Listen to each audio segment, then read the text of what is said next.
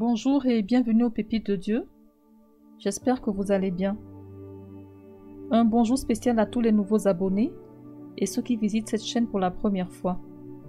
Je vous remercie vraiment pour votre confiance et que Dieu vous bénisse. Aujourd'hui, nous parlons du combat spirituel. Le combat spirituel existe et tout enfant de Dieu doit savoir que le physique est contrôlé par le spirituel. Tout ce que nous vivons dans le naturel est d'abord scellé dans le spirituel. Parce que nous sommes un esprit ayant une âme et vivant dans un corps. Nous sommes faits à l'image de Dieu et Dieu est esprit. Le diable ne vient pas attaquer les gens sous une forme physique. S'il le faisait, ça serait très facile pour les gens d'éviter ces attaques. Et c'est ce que la Bible nous dit en Éphésiens 6, verset 12. Car nous n'avons pas à lutter contre la chair et le sang, mais contre les dominations, contre les autorités, contre les princes de ce monde des ténèbres, contre les esprits méchants dans les lieux célestes. Beaucoup de chrétiens ne croient pas qu'ils puissent être attaqués spirituellement. Nombreux sont ceux qui n'ont même pas connaissance de l'existence du combat spirituel. Ils se contentent de ne regarder les choses qu'en surface. Or, si nous ne croyons pas que nous pouvons être attaqués spirituellement, alors nous sommes ignorants des tromperies du diable et nous sommes donc complètement livrés à sa merci. Et c'est l'une des raisons qui explique le fait que plusieurs, malgré leurs prières ferventes, n'ont jamais eu de solution à leurs problèmes. Une attaque spirituelle est une attaque du diable et de ses agents contre les enfants de Dieu. Et cette attaque peut se manifester de différentes manières, et toujours avec pour seul objectif de laisser la personne complètement perdue, affligée, exposée au péché et surtout séparée de la présence de Dieu. Nous avons plusieurs exemples de personnes dans la Bible qui ont été attaquées spirituellement. Dans le livre de Genèse, nous avons par exemple Ève, la première femme à être créée et placée dans le jardin d'Éden avec son époux Adam. La Bible nous montre comment le diable, sous la forme d'un serpent, a été capable de la tromper.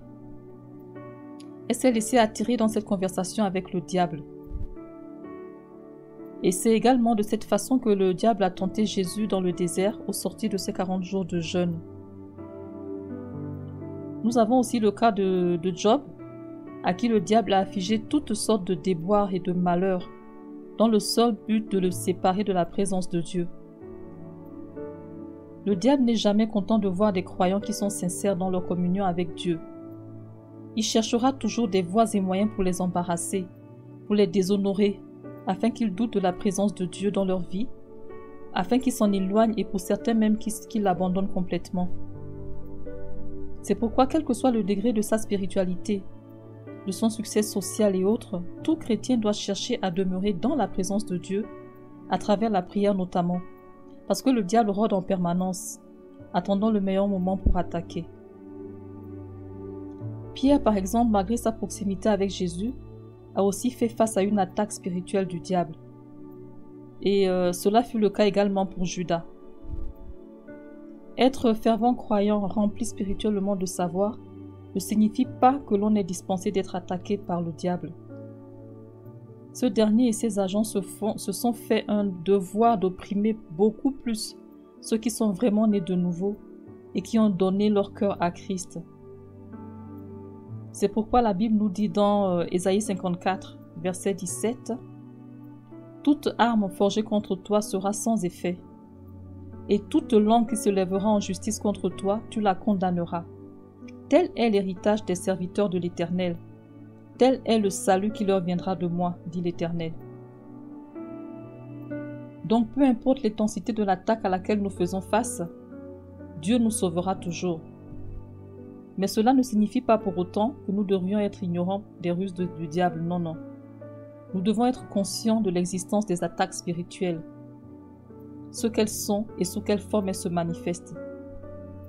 Et fort de cette connaissance, nous pourrons être vigilants et orienter nos prières afin de vaincre l'ennemi avant qu'il n'arrive à nous, car nous sommes tous vainqueurs en Christ. Le diable attaque les chrétiens parce qu'il veut que chaque enfant de Dieu soit séparé de son Créateur et qu'il n'arrive pas à vivre l'expérience de l'éternité au ciel. Un autre fait est que les gens sont le plus souvent spirituellement attaqués en temps de faiblesse. C'est ce qui s'est passé avec Jésus au sortir de ses 40 jours de jeûne. Il était affamé et la première attaque que le diable a utilisée sur lui était de le tenter avec de la nourriture. Les attaques spirituelles peuvent arriver de différentes façons. Elles peuvent être si subtiles qu'elles passent même inaperçues.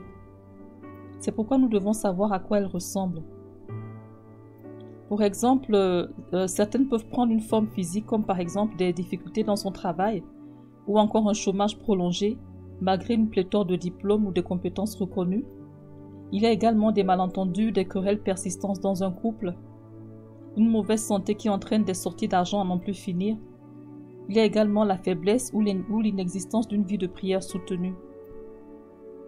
De même, lorsque l'on commence à ressentir de la honte, par exemple, à cause d'un péché, ou lorsque l'on commence à croire que Dieu ne nous pardonnera jamais parce que nos péchés sont soi-disant trop importants, ceci est la manifestation également d'une attaque spirituelle. Parce que c'est normal de se sentir mal face au péché, mais nous devons toujours nous rappeler que Dieu est miséricordieux. Il est toujours prêt à nous pardonner lorsque nous nous repentons avec sincérité. Et il le dit en Matthieu 12, 31.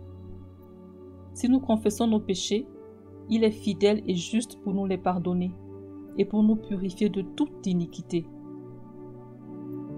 Donc les attaques spirituelles peuvent également survenir à travers nos émotions. Le diable essaie toujours d'utiliser nos sentiments contre nous. Une chose que les gens oublient, c'est que les émotions ne sont pas réelles. Elles semblent vraies uniquement à cause de ce que l'on ressent au moment de l'attaque. Et le diable a utilisé cette méthode pour attaquer Pierre après qu'il ait renié Jésus. En effet, Pierre a ressenti du chagrin et heureusement il s'est repenti, contrairement à Judas qui s'est suicidé. D'où l'importance de surveiller nos pensées afin d'éviter de tomber dans le péché. C'est pourquoi la Bible nous demande de protéger notre cœur émotionnellement. Le diable veut mettre des pensées erronées dans notre esprit pour nous empêcher de connaître la joie et la paix que Dieu nous donne en Jésus-Christ. Nous ne pouvons pas le lier physiquement, nous ne pouvons pas le mettre en prison, nous ne pouvons même pas le tuer, loin de là. Mais nous pouvons lui résister et choisir d'avoir des pensées justes, des pensées positives, des pensées saintes, si nous utilisons l'arme spirituelle à notre disposition qui est la parole de Dieu. Les attaques peuvent aussi provenir de notre environnement, comme nous le voyons dans le psaume 57, verset 5. Les gens autour de nous peuvent nous attaquer spirituellement. La Bible dit le cœur de l'homme est désespérément méchant et certaines personnes sont prêtes à prier et à jeûner pour notre chute. Ces personnes font tout pour nous voir échouer.